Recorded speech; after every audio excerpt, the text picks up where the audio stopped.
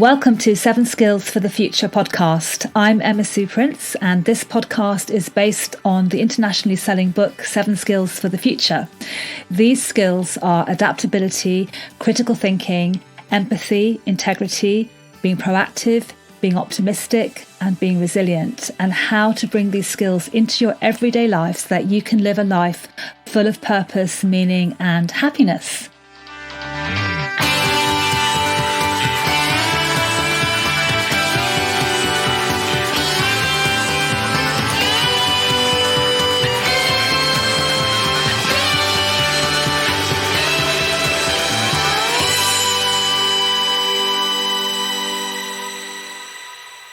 Welcome to the final episode of Series 4, and in this episode I'm going to be reflecting on the interviews from the past season, and I'm delighted to be welcoming back James to the show. Hello, nice to be back. I haven't been here for a while. So I've very much enjoyed listening to this series, Emma Sue. You've had some great interviews. I think it's been great to listen to. Have you enjoyed been doing the interviews?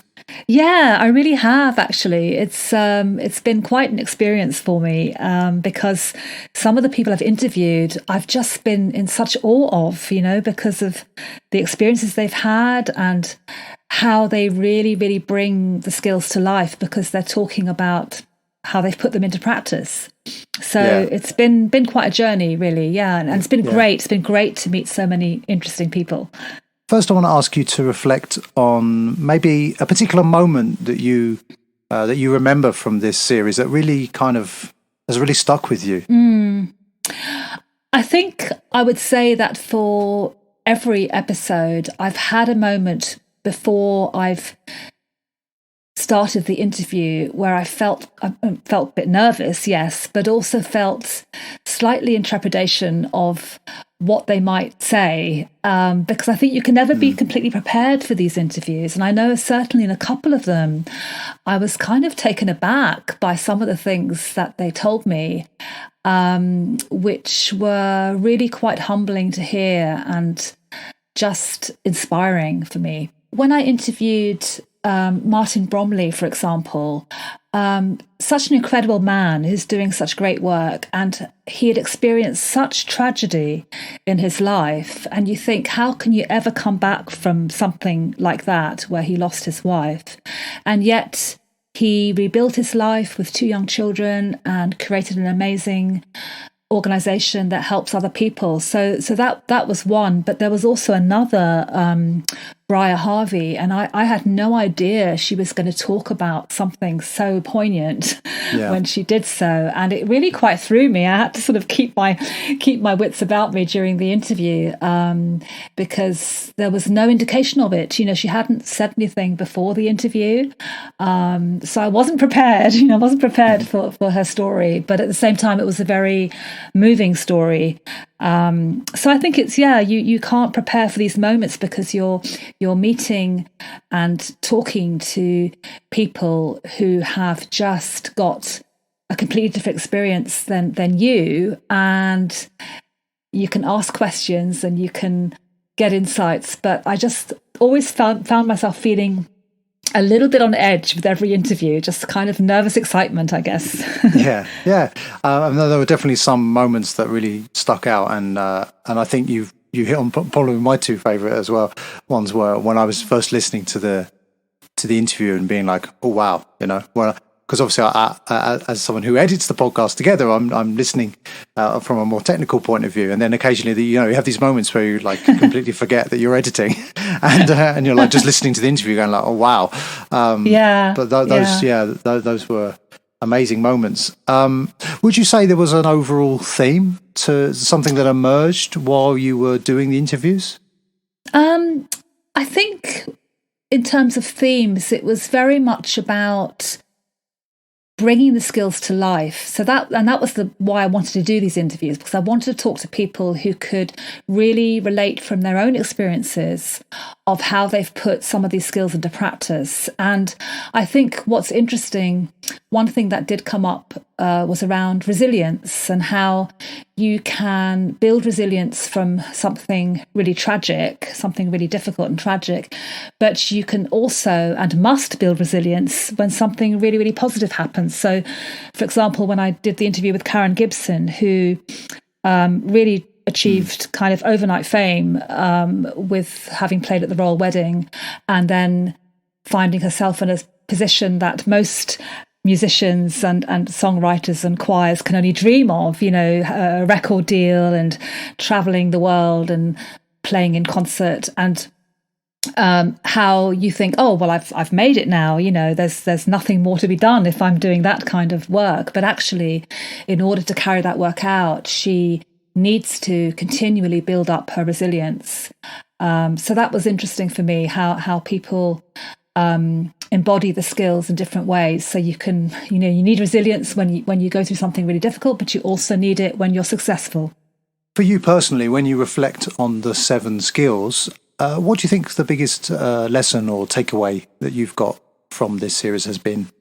I think for me it is definitely empathy, because to do these interviews well, you've really got to be totally present and listen.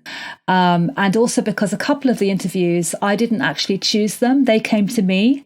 So the interview with Briar Harvey and the interview with Oscar Trimboli were both people who approached me and wanted to be on the podcast. And I didn't know them at all. So that was another opportunity for me to practice empathy. Because I could have said no to those interviews, I guess, but I thought, no, I want to have those people on the show. I want to learn from them and I want to listen to their stories.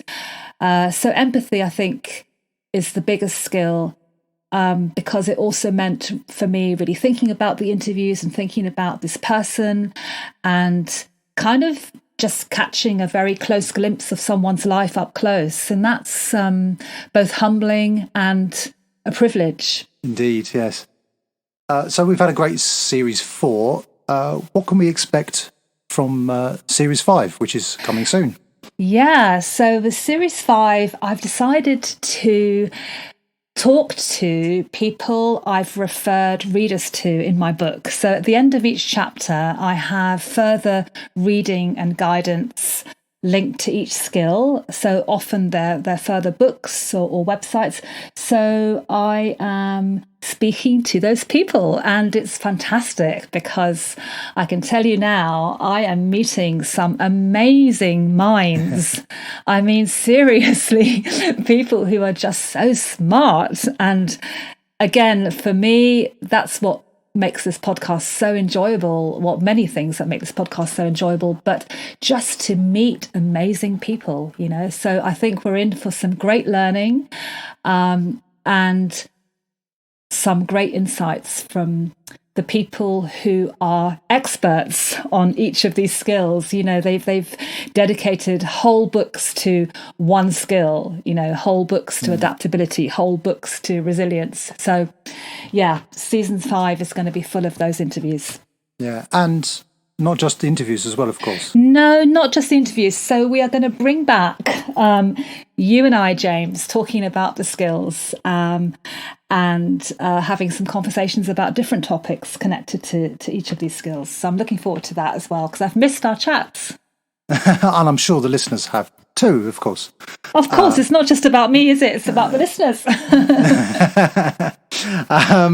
Okay, so I think that brings us to the end of this catch-up episode.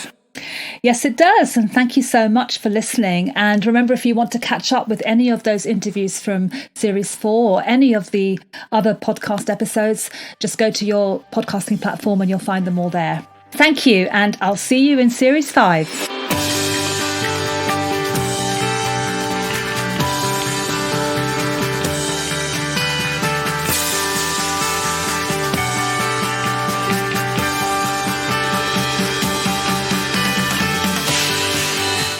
Thank you for listening to the 7 Skills for the Future podcast.